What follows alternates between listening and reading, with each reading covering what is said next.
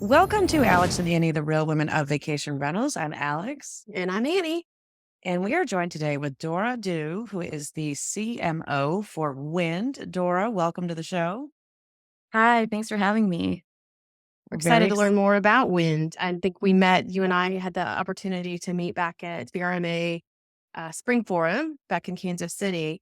And you taught me a lot about what your business is. But for those of the people out there that don't know, why don't you tell us a little bit about you and a little bit about wind? Yeah, I've been with WYND for over 4 years now, but I've been working for the team basically from the inception of WYND. We're a startup, tech startup based out of Silicon Valley, focused around air quality, indoor air quality.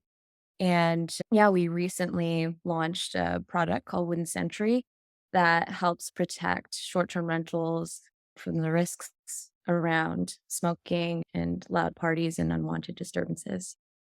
Ooh. So does parties and so like a noise aware kind of product where it's listening as well? Yeah, what Sentry does is it's able to identify for different particle types, actually identify for cigarette smoke, marijuana, vape, Oh, okay. Okay. as well as noise detection. So it's Interesting. more of a comprehensive, more complete sense of sensors to help you monitor for unwanted incidences. Yeah. Yeah, great. Does Now, it pick up a vape? Like the vape pen? I know that's real big that people use that it in does. lieu of smoking. Okay. Oh. Yeah, yeah. It's a little so the sensor technology is our own, it's proprietary. The founders who started the company are MIT ex rocket scientists who Oh, wow. actually created the sensors themselves. So we actually started as a air quality company and we launched indoor air quality monitoring devices and purifiers. And we found actually there is a decent subset of our customers who are property managers or customers who used it to detect for these types of incidences. And we're like, okay, this is interesting. Maybe we should explore it. And that's where our how Century landed today. Yeah. Gotcha. So when did the vacation rental side of the business start? Was that like around or after COVID or prior to that? Yeah, so we launched our residential wind halo device a few years back, and it wasn't intentional for us to actually sell to property managers and property owners, but they just started buying the product Oh, because wow. they wanted alerts for pollutants. For example, uh, being in California, there's a lot of wildfires. They're monitoring it for that, and they're monitoring for general unwanted substances. And we started getting a lot of customer responses and customer feedback on the product. One of them had said they had a product in their short-term rental and they saw these spikes in air pollutants. So they went to go check out what was happening and they actually found someone cooking meth. Oh, Um, wow. which Wow. is pretty crazy. So then we were Yeah. like, investigate this a little bit more. And we did a ton of customer research and we found that the short-term rental, hospitality, property rental space could actually find a really big or the Air ID, which is the technology behind it, could be a really good application for our technology. Wow. So I started out in the hotel business, and I remember that was always like a really big problem, especially during spring break. And if there was ever a rainy day, you knew it was going to be bad because kids are going to be stuck in their rooms and they're gonna be partying and they were likely going to be doing all of the above. But of course, you go into the room and you could smell it, and they would be like, "Oh no, we didn't." But Yeah, exactly. they never, everybody always denies that it's like, "Oh, the guest before us did that." And it's, yeah, maybe not, but it's really hard to pinpoint unless you had something that could catch them in the act. So I think that when you were telling me about it, I was like, the number of times that I had to, when I worked at the front desk, argue with the person about, oh, you have to pay the fee to have the clean, have the room, what is it, the ozone machines come in and sometimes carpet Mhm. cleans. And if they rent it and going into vacation rentals, it's like you have to have the furniture cleaned and you have to have all this stuff done and people would balk at it. But now you're giving strength back to the manager to be able to say, we have proof that you did this. My question is with the sensor, does it provide a report or does it provide an indicator, a recording of some sort that they can say, look, you were in this room and we have this monitor and it picked up these microbes or whatever the terminology would be, but you pick up the scent or the smell or the sense that they've done it. Can you show them proof of that to be able to go back and say you have to pay for cleaning? Yeah, for sure. So we have real time monitoring where you can see basically the data come in real time. And there's real time alerts as well as full on reports. So generally, what happens is, let's say there's an incident, you'll get an alert for it.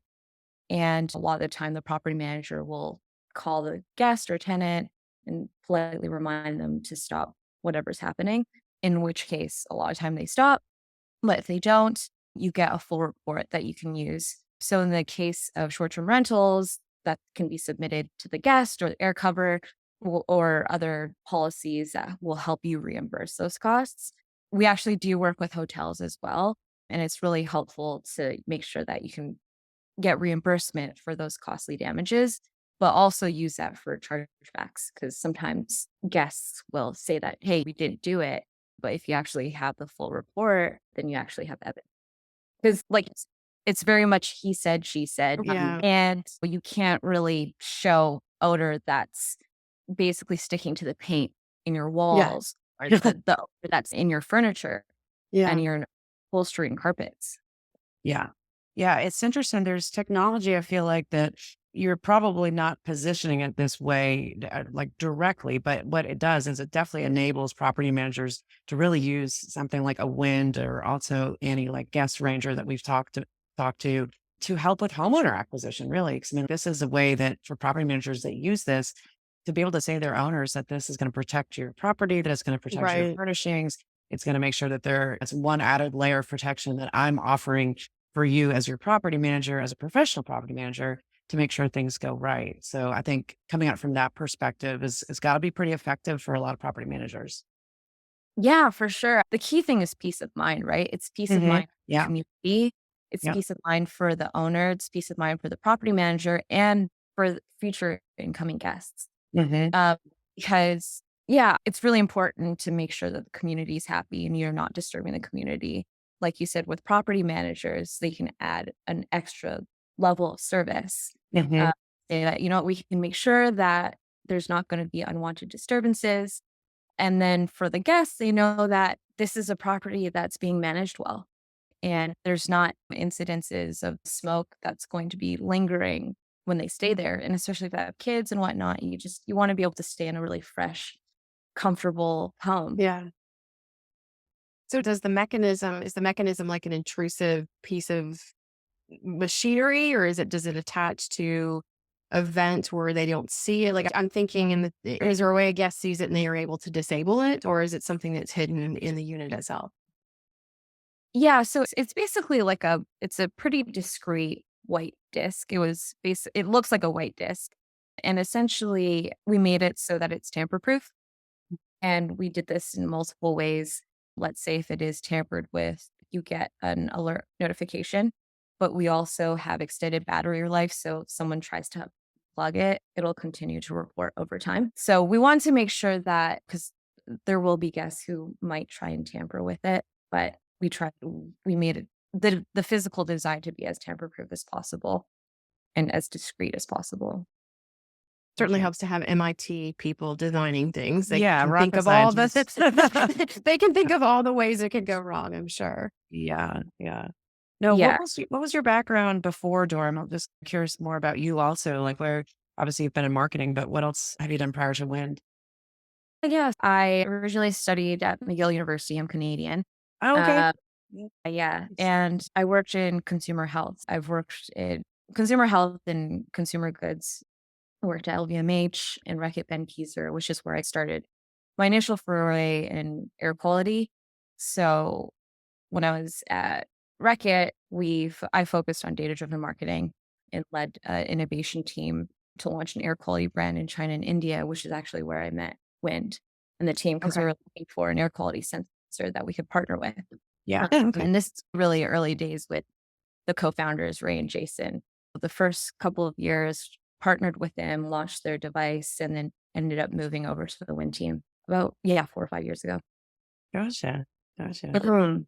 So, what are your overall observations of the short-term rental industry since you've been in it on this side of things? I think being on the technology side, and especially this kind of tech, there's not a there's not a whole lot of companies out there like what you do. Maybe on some of the noise side, but not on the wind that I know of or air. But what do you think so far? What do you think about the industry and what has been your experience within it? Yeah, I think the industry has been evolving so rapidly. I think it's become initially, like many things, is very manual, and there's such a fast movement towards automation. Everyone wants to automate as much as they possibly can. So you're seeing basically like remote access management, remote security, and and with it becoming this short-term rental space and vacation rental space being so democratized, regulations are trying to find ways to keep up. So technology is helping that. And I think that's where we were able to find our niche and helping out the space be accessible to as many people while maintaining safety and comfort. Yeah, with respect to our business, obviously, with the democratization of vacation rental or short-term rental space, it's hard to keep up with the regulatory environments. And you might have guests, Yeah. guests who are more disruptive to communities, and making sure that they're kept safe by being able to identify for unwanted incidences or deter these types of unwanted events ensures that the vacation rental space can operate safely. Mhm. So you said that you guys work a lot with the hotel sector as well. What do you see are differences between the two sectors? We have the conversation on the show a lot about technology in our space. And I alluded to, I started out in hotels. And so I have a hotel background, but I moved into vacation rentals pretty early on. The technology within our industry has moved in some respects, pieces of it past the hotel sector in a lot of the revenue management tools that we have, a lot of the PMSs that we have a lot more functionality. And so I'm just curious from your perspective, working with both sides, do you see one innovating quicker than the other? Or do you think that we're in the similar space in terms of innovation and I guess adopting the technology?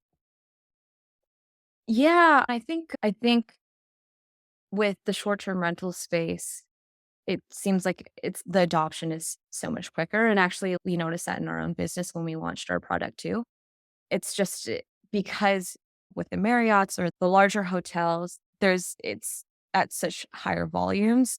You need to make sure that it meets all the requirements of within the franchise. Whereas Of a with brand, smaller sure. Yeah. rentals, yeah, Yeah. it's more customizable. It's I think in general the operating model is more flexible. So they're able to test with different technology at a faster rate. Yeah, we've seen the adoption of technology move much quicker on the short-term rental space and almost like lead in terms of like for things like access management. I think short-term rental space was able to adopt that quicker. And now you're seeing a lot more of that in boutique hotels and then maybe eventually even in some larger chain franchise hotels as well. That's good to know because we feel that. We feel like that we have our industry has gone a little further and a little ahead of the curve for the hotels. But it Yeah. is interesting. I was curious what your thoughts were if our perception was actually the reality out there. Yeah. Yeah. Absolutely. Yeah. I It think so. wasn't like that for a long time. Yeah. For a very long Yeah. time, we were caught in the dark ages and building a lot of in-house tech. But we talk about this on the show quite a bit. That just COVID put rapid fire under so much development, and it's definitely it was necessary. I think the technology like what you have built and how that also not just on the homeowner side, but also like you mentioned on the regulation side and how communities can use some of these things to point to that this is what true professional managers are using to make sure that we are good stewards of the property and the community.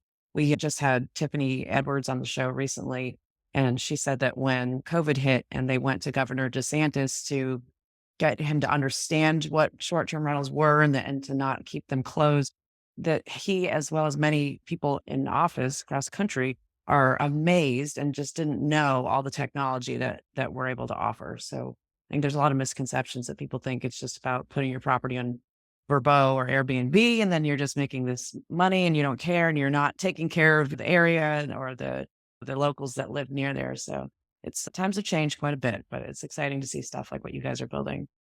Yeah. It's crazy to see the growth in this market and the growth in people actually relying on short-term rental space or like property management as their livelihood. Yeah. Like when we talk to our customers, eh, they'll talk about how they've invested all their money in these properties and they need to make sure that they're maintained well. Otherwise, they can't put food on the table. Yeah. Yeah. It's their livelihood. Yeah. Mhm.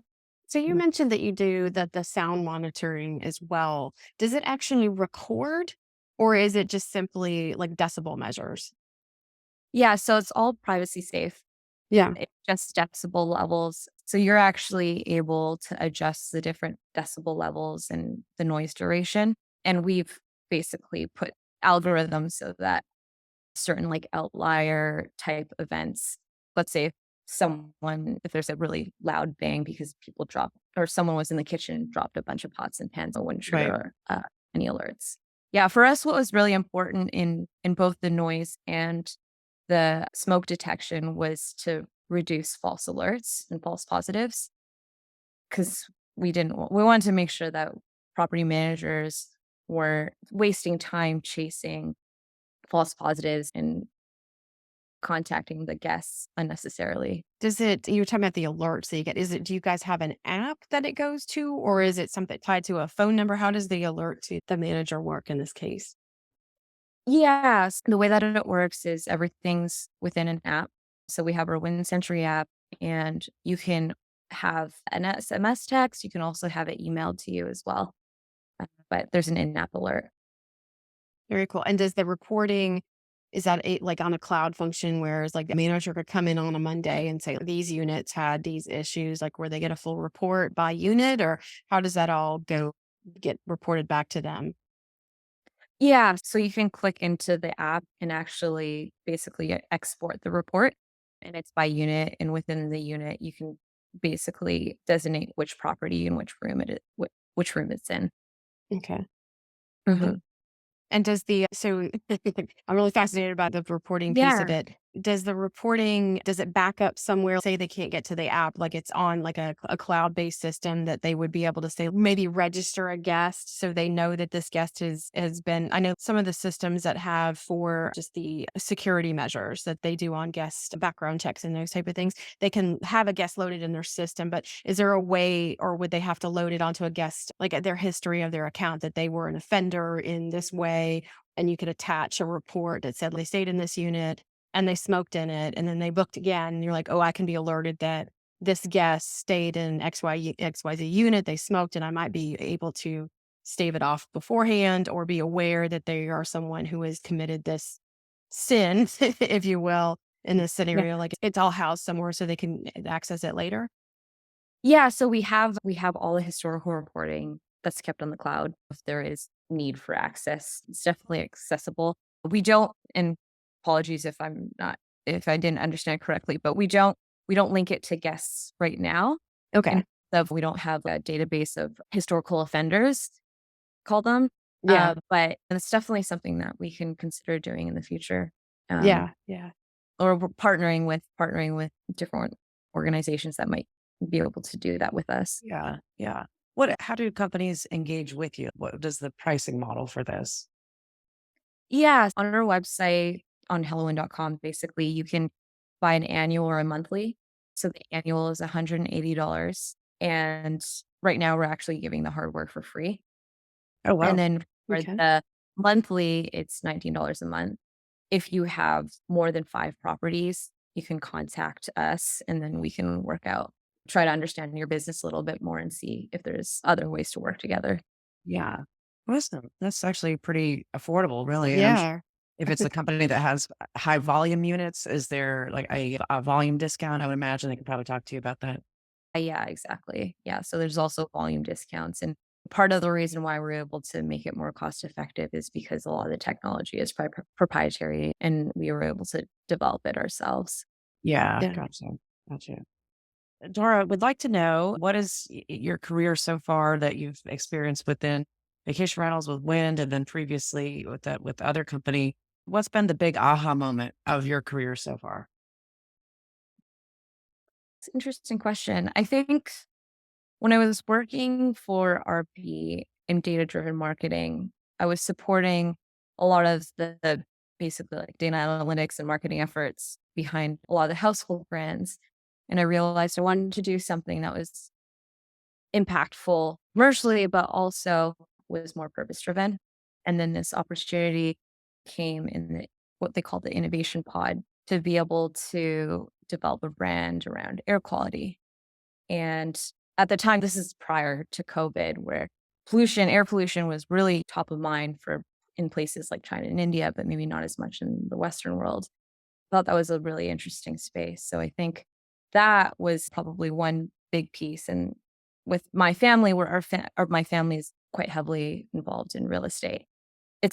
On their side, basically, it started when my parents, they came to Canada as immigrants and didn't didn't come with a lot of money. And when they bought their first house, they actually started renting out a portion to help pay for the mortgage. But over time, they were able to invest in additional properties and actually make a living off of real estate. So, and real estate investing. So I think it's almost like now that kind of history tied with being able to do something in air quality that's both purpose driven as well as impactful, I think Yeah. brought. And like a full circle moment Yeah, for I was just you. saying, it's Yeah. like full Yeah, circle. yeah. Yeah, that's really Yeah. cool. Yeah. I love So that. what do you think is next on the horizon for wind? Yeah. We're going to continue developing AirID. So it's basically an AI machine learning trained sensor for air quality. And on the roadmap, we have mold detection. We have some other really exciting new features.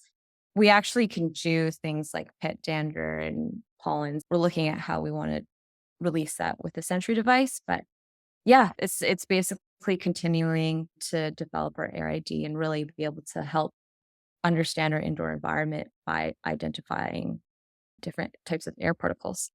Yeah. So it sounds like you guys could go into the individual home space, like just regular consumer to have like mold detection and pollen and those type of things. I know that living in Florida, we have a lot of those issues. And Alex, I imagine you do as in South Carolina as well in the summer. There's just times when you have these storms that come through and you don't know that water's creeped into a place. So you end up getting mold and mildew. And then by the time you find it, it's too late. I would think having detection for that. I know growing up, we had a basement and that was always a concern for my parents because we were all allergic to it. So I think that there's some practical uses for an individual family to use in their home. So I'm excited to see where you guys take all this.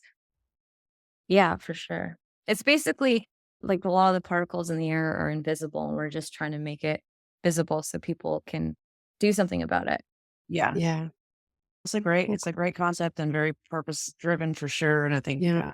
very bright future for you and the team. So we're excited to watch your growth continue. But and if anybody wants to get in touch with you, if they want to find out more, how to get involved, what's the best way to reach out? Yeah, either there's contact us forums on hellowind.com. That's HELLOWYND.com, or honestly, just reach out to me directly at Dora, DORA at hellowind.com. Okay, great. Great. If anybody wants to contact Annie and I, you can go to alexandanniepodcast.com. If you're enjoying the show, we would love to hear from you. If you could leave us a review on Apple or Spotify or YouTube, wherever you watch or listen to the podcast. And until next time, thanks everybody.